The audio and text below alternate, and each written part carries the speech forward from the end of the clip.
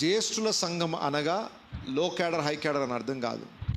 రక్షింపబడిన ప్రతి వ్యక్తి జ్యేష్ఠుల సంఘములో ఒక వ్యక్తే, ఒక సభ్యుడే. గుర్తుపెట్టుకోండి.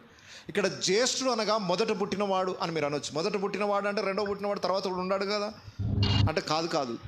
జ్యేష్ఠుడు అన్న పదము బైబిల్లో 2 అర్థాలు ఇచ్చే విధంగా ఉంది. ఒకటి మొదట పుట్టినవాడనే అర్థము, రెండవది శ్రేష్ఠుడు అని పిలిచేటప్పుడు కూడా జ్యేష్ఠుడు అని పిలుస్తాడు.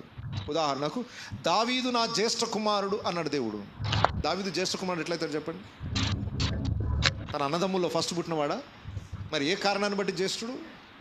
మిగతా అందరికంటే శ్రేష్ఠుడు అని అర్థం. సో శ్రేష్ఠుడు అన్న ప్లేస్లో జ్యేష్ఠుడు అన్న పేరు దేవుడు పెట్టాడు. జ్యేష్ఠుల సంఘములో వ్రాయబడిన ప్లేస్కి నువ్వు కూడా వెళ్తున్నావు. వ్రాయబడిన ప్లేస్ అంటే ఒక లిస్ట్ ఉంది. రక్షింపబడిన వారందరూ శ్రేష్ఠులు. ఆ లిస్టులోనికి మనం కూడా వెళ్తున్నాము. ఆదాము దగ్గర నుండి అబ్రహాం కానీ, మోషే కానీ, దావీదు కానీ, ఏలియా, ఎలీషా, ప్రవక్తల పేర్లు ఎవరెవరైతే పేర్లు రాయబడ్డాయో ఆ పేర్లు ఉన్న గ్రంథంలోనికి నీ పేరు కూడా చేర్చబడుతుంది. సో ఇక్కడున్న రక్షింపబడిన ప్రతి విశ్వాసి జ్యేష్ఠుల సంఘములో ఒక సభ్యుడే. శ్రేష్ఠులు, ప్రత్యేకింపబడిన వారు. నెక్స్ట్, వారి మహోత్సవమునకును, ఎక్కడికి? సెలబ్రేషన్కి వెళ్తున్నాం మనం.